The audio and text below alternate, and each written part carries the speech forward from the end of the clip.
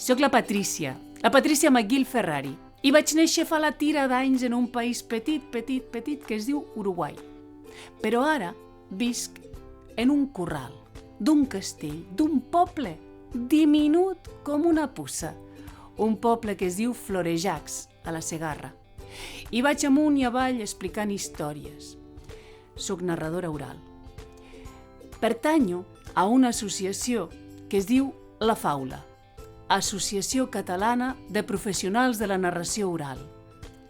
I amb La Faula hem decidit fer aquest petit homenatge.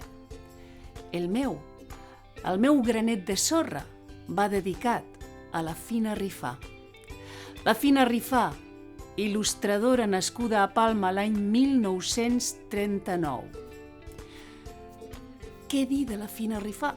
Doncs mireu, no vinc a dir aquí, no vinc a parlar del seu estil delicat, dels seus traços fins.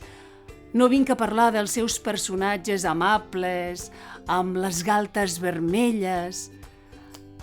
No. Tampoc no vinc a parlar de la seva primera il·lustració allà l'any 1962 per a la revista Cavall Fort.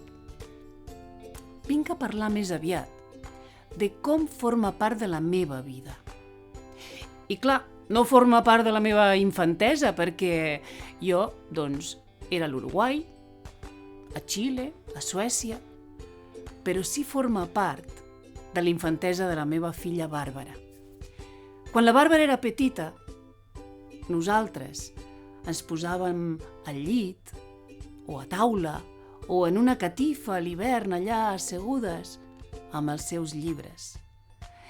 I recordo perfectament estar allà amb la meva filla, resseguint amb el dit aquelles figures, passant pàgines a poc, llegint en veu alta l'una o l'altra.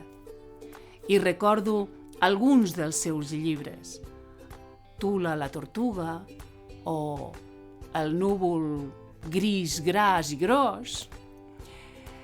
I n'hi havia un d'aquella col·lecció petita, que era tan característica per aprendre a llegir en lletra lligada,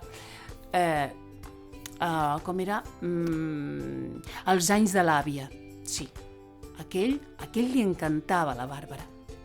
I el miràvem dia sí, dia també. Doncs he vingut a parlar d'això i de com ara, en aquestes èpoques en què alguns volen esborrar de les seves lleixes o de les lleixes d'algunes biblioteques la revista Cavall Fort, doncs ella és allà, darrere o davant d'articles, de contes. M'agradaria que així com forma part de l'imaginari de la nostra generació i de la generació de la meva filla, continués a formar part de l'imaginari de les properes generacions. I jo, com he dit abans, poso el meu granet de sorra.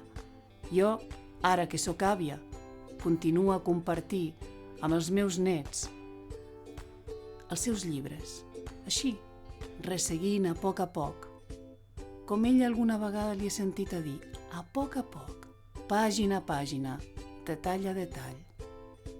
Gràcies, Fina.